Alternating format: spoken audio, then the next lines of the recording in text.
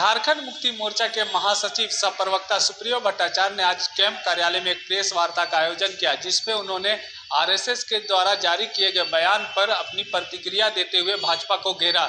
उन्होंने कहा कि आरएसएस ने जिस तरह से 20 महीनों में मणिपुर जल रहा की बात स्वीकार किया है, इससे भाजपा को सोचना चाहिए और भाजपा की जो सरकार केंद्र में है इस पर पहल करनी चाहिए और साथ ही साथ परिसीमन को लेकर राज्यों के बीच खाई बढ़ेगी, इसको लेकर भी आरएसएस का जो ऑब्जर्वेशन आया है, चूंकि वह जमीन पर संगठन काम करती है और इसके लिए भाजपा के और जो केंद्र सरकार है उसको सोचना चाहिए। मौके पर क्या कुछ उन्होंने कहा, आइए आपको सुनाते हैं। जोहार साथियों, रमजान का पवित्र महीना भी चल रहा है और हमको लगता है कि और चंद दिनों के बाद ही फिर खुशी का पर्व ईद आएगा। इस बीच में विगत 21, 22 और 23 तारीख को आरएसएस का जो सबसे बड़ा कमेटी होता है, हम लोग सबको जानते हैं, वो उनका अखिल भारतीय प्रतिनिधि सभा होता है, जहां वार्षिक प्रतिवेदन भी प्रस्तुत किया जाता है और आगामी दिनों के कार्यक्रम भी तय किए जाते हैं। हमको याद है कि 2020 में प्रतिनिधि सभा में ये घोषणा हुई थी कि 2025 चूँकि शतवर्ष होगा आरएसएस का, तो वो वर्ष पूरी तरह से आनंदमयी होगा और कई तरह के उस समय विचार आए थे कि राष्ट्र क्या से क्या हो जाएगा। लेकिन इस जो प्रतिनिधि सभा हुआ उसमें बातें समझ में आई कि हम लोग इसका सेलिब्रेशन नहीं करेंगे। 100 वर्ष का कोई आनंद उत्सव नहीं होगा। ये वर्ष आरएसएस का एक्सटेंशन का वर्ष होगा, उसके फैलाव का वर्ष होगा। उसमें कई आंकड़े दिए गए, कई हजार, कई लाख शाखाओं का और वर्ग संगठन के कामकाज का ब्यौरा दिया गया, जिसमें सबसे ज़्यादा शाखाएं दक्षिण भारत के हिस्से में ही आई और संचालित भी हो रही है। पूरे इस प्रतिनिधि सभा में आदरणीय मोहन भागवत जी भी थे, उनके जनरल सेक्रेटरी, जिसको क्या बोलते उन लोग का नाम कुछ है, जो होसबोले जी हैं, वो भी थे। भारतीय जनता पार्टी के वर्तमान में जो राष्ट्रीय अध्यक्ष है, केंद्रीय मंत्री भी हैं, जेपी नड्डा साहब भी थे। भारतीय जनता पार्टी के जो राष्ट्रीय संगठन महामंत्री हैं, बीएल संतोष जी भी थे। सबने 3 दिन तक बड़ा गहन विचार विमर्श किया और विचार विमर्श के बाद जो निष्कर्ष पहुंचा, जिसकी आधिकारिक घोषणा की गई, उसमें 2 बातें बहुत प्रमुख हैं। एक है मणिपुर। आरएसएस यह मानती है कि विगत 20 महीनों से मणिपुर जल रहा है और आगामी कई वर्ष लगेंगे मणिपुर में हालात सुधरने के लिए।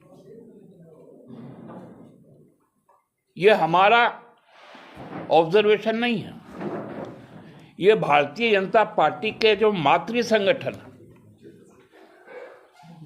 जिनके कोख से भारतीय जनता पार्टी का जन्म हुआ है, वो संगठन मानती है कि 20 वर्षों से 20 महीनों से मणिपुर जल रहा है। सरकार क्या कर रही है, इस विषय में जब उनसे पूछा गया, सरकार के मंत्री रहते हुए भी वहां पर कोई जवाब नहीं आया। आरएसएस वहां क्या कर रही है, उसका भी कोई जवाब नहीं आया। जवाब क्या आया कि रामकृष्ण मिशन वहां क्या कर रहा है, इस्कॉन वहां रिलीफ का कैंप कर रहा है, चिन्मय मिशन वहां पर काम कर रहा है, सरकार वहां काम नहीं कर रही। कुछ दिन पहले हम लोगों ने पार्लियामेंट में देखा, राज्यसभा में एक संवाद माध्यम का एक ऑडियो क्लिप जारी हुआ था, जिसमें आदरणीय गृहमंत्री जी का आवाज था। वहां के जो बीरेंद्र सिंह जी, वहां के जो मुख्यमंत्री थे, उनके बीच का संवाद था कि कैसे बम मारते हो, छुप के बम मारा करो। ये संसद की बात है। और आरएसएस ने भी कहा कि वहां पर सरकार ने कोई काम नहीं किया। मैं भाजपा से पूछना चाहता हूं कि बहुत ज्यादा आपको जनजातीय समुदाय से प्यार है, तो नॉर्थ ईस्ट में जहां 100% जनजाति बहुल के लोग हैं, उसको आपने क्यों उसकी अवहेलना की? यह बहुत बड़ा प्रश्न है और भारतीय जनता पार्टी को इसका उत्तर देना चाहिए। और दूसरा मुद्दा जो आरएसएस ने कहा, वो परिसीमन था। जिस बात को हम लोग बार बार कहते हैं कि यह परिसीमन राज्यों के बीच एक खाई पैदा करेगा। दक्षिण भारत का संतुलन बिगड़ जाएगा, उत्तर भारत का प्रतिनिधित्व बढ़ जाएगा।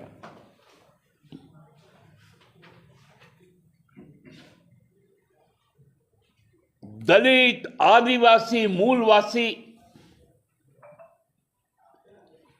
के आवाज पर रोक लगेगा। इस बात को आरएसएस ने भी कहा, क्योंकि उनको जमीन की हकीकत मालूम है, लेकिन भाजपा को सत्ता मालूम है। भाजपा सत्ता के लिए इस देश में असंतुलन की राजनीति पे आमादा है। 2011 की जनसंख्या को आधार बनाकर 2025 में 26 में परिसीमन का काम कर रहा है। मैं पिछले 6 महीने से बार बार चित्कार कर रहा हूं, यह परिसीमन बंद होना चाहिए। यह मूलवासी, आदिवासी, दलित विरोधी है। यह देश में राष्ट्रीय संतुलन को बिगाड़ने वाला है।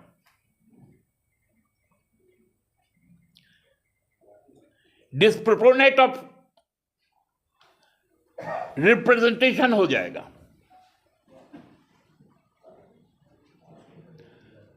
जहां जनसंख्या नियंत्रित हुई, उनका हक मारा जाएगा। और हम पर जो शोषण करने वाले लोग हैं उनकी बहुतायत हो जाएगी।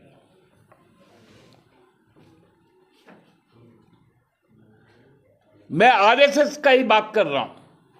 यदि आरएसएस इस बात को समझती है और जानती है और बोल रही है,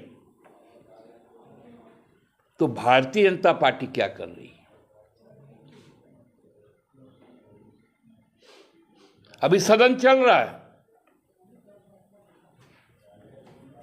नेता प्रतिपक्ष भी ट्राइबल है, यहां के मूलवासी हैं, आदिवासी। सदन, क्योंकि वो भी शाखा में रहे हुए हैं, वो भी आरएसएस के स्वयंसेवक रहे हैं, उनको सदन में खड़ा होकर बयान देना चाहिए कि आरएसएस का ऑब्जर्वेशन के ऊपर में भाजपा का स्टैंड क्या है। इसी सवाल के साथ आप लोगों को हमने यहां बुलाया था, क्योंकि ये छोटा मुद्दा नहीं है, ये राष्ट्रव्यापी मुद्दा है। पहला मणिपुर के ट्राइबल्स, दूसरा परिसीमा। भाजपा अपना स्टैंड साफ करे। बहुत बहुत धन्यवाद। आरएसएस कहीं ना कहीं आरएसएस ने जो कहा है मणिपुर को लेकर के कि मणिपुर जल रहा है, और जिस तरीके से आरएसएस ने परिसीमन पर जो बातें रखी है कि इससे राष्ट्रीय तौर पर असंतोष फैलेगा, तो कहीं ना कहीं आप समर्थन करते हैं अगर आरएसएस ये कह रही है? हमारी बात का समर्थन कर रहे हैं। अब ये भाजपा को स्पष्ट करना पड़ेगा ना, हम भी तो वही बात कर रहे थे। आप संतुष्ट हैं आरएसएस के इस? देखिए, संतुष्ट होना, सब चीज में तो संतुष्ट नहीं हो सकते ना, लेकिन जो हकीकत है उसको तो मानना पड़ेगा, क्योंकि उन्होंने पूरे का पूरा जो अधिवेशन है वो प्रयागराज पे बिता दिया। तो प्रयागराज पे बिता दिया तो भाई प्रयागराज के हादसे में जिनकी मृत्यु हुई उस पर एक शोक तक व्यक्त नहीं किया। कई मानी गुणीजनों के निधन पर उन्होंने शोक व्यक्त किया, लेकिन प्रयागराज जाने के क्रम में दिल्ली में जो हादसा हुआ सरकार द्वारा प्रायोजित,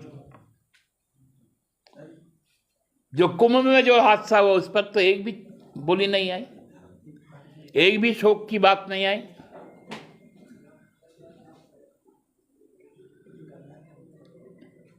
लेकिन बात कहीं ना कहीं घूम फिर के फिर वही हिंदू धर्म राष्ट्र धर्म की बात होनी चाहिए। दादा, एक सवाल है। सदन के बाहर विपक्ष के नेता कह रहे हैं कि गिरिडीह में जो मामला हुआ था घोड़खंबा में, जिसकी मृत्यु हुई है, डेथ हुई है रिम्स हॉस्पिटल में, वो पुलिस की बर्बरता से हुई है, उस पर सवाल खड़े हुए हैं।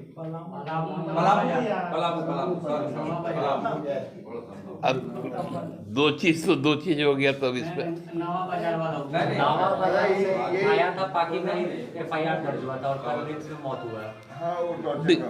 देखिए, वो अब पुलिस का, ये सदन का मामला है, सरकार ने संज्ञान में लिया है उसको। अब सरकार से ही बेहतर होगा कि उसका जवाब आए। सर, क्या आपको लगता है कि भारतीय जनता पार्टी और आरएसएस में थोड़ा मतभेद हो गया है इसी स्टैंड से आपने जिसका बयान किया है? क्या लगता है कुछ दूरी हो गई? अब जेपी नड्डा साहब का ही बयान है कि हमको आरएसएस नहीं चाहिए। अब हम इतने मजबूत हैं कि हमें आरएसएस की जरूरत नहीं है, तो फिर आपको आरएसएस की जरूरत नहीं है तो उस बैठक में आप गए क्यों? यही तो समझ में नहीं आता है ना, इन लोगों का कैरेक्टर क्या है। वक्फ बोर्ड को लेकर 26 तारीख को इमारत शरिया के साथ साथ कई मुस्लिम संगठन वहाँ पर जुटेंगे और उनके तरफ से गुरुजी के नाम पर एक खत भी आया है, और उस अनुरूप हम लोगों ने भी उनको समर्थन देने का वायदा किया और 26 तारीख को वहाँ पर जो गर्दनी बाग में जो धरना कार्यक्रम होगा उसमें मैं भी शामिल होऊंगा। और हमने पहले भी बहुत साफ शब्दों में आपसे कह रखा है कि वक्फ बोर्ड के कानून में जिस प्रकार की विसंगतियां लाई गई उसका हम विरोध करते हैं और वक्फ बोर्ड हमारे यहाँ पर ऑलरेडी कॉन्स्टिट्यूटेड है। हमारे ही सांसद जनाब सरफराज जी उसके चेयरमैन हैं। हम अपने यहाँ पर जो हमारा जो वक्फ बोर्ड का कानून है, जो बाईलॉज है, उसको पूरी तरह से लागू करेंगे। जो अमेंडमेंट आया है जो अभी तक पास नहीं हुआ है, अब ये तय करना है तेलुगु देशम पार्टी को, जनसेना पार्टी को और जदयू को कि वक्फ बोर्ड पर उनकी क्या राय है। मैंने तो आपसे स्पष्ट कहा ना कि परसों के धरना में मैं शामिल होऊंगा पार्टी के तरफ से। उस कॉज को, वक्फ बोर्ड का जो बिल ला रहा है उसके खिलाफ हम लोग खड़े हैं।